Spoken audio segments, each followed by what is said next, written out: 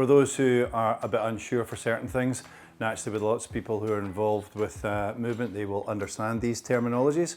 But simply when we're talking about movements, flexion is, especially flexion of the arm is this, flexion of the hip is this, extension of the arm is that, extension of the leg is this. We will be utilizing also external rotation, which is within here, and internal rotation.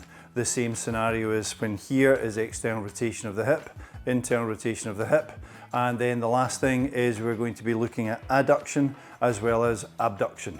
Okay, and the same thing for here, this is adduction and this is abduction of the arm. The most important thing as well within using the T4D here is that when we're looking at tilting, so if I can show you this from the side, is that lots of people have talked about posterior and anterior tilt of the pelvis.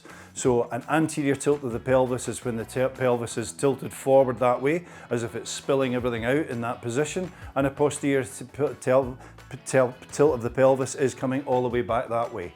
The same scenario is for the scapula, is that the scapula is one where if you have from this position is that if the scapula is raised up and over, this is classified as an anterior tilt. As it's been brought back and down, this is a posterior tilting position. This does not mean that we are pincing the sort of scapulas together.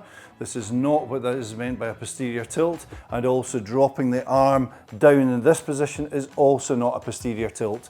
It is then one of a control of the shoulder blade, or the scapula is then sort of sitting further back and sitting on the rib cage.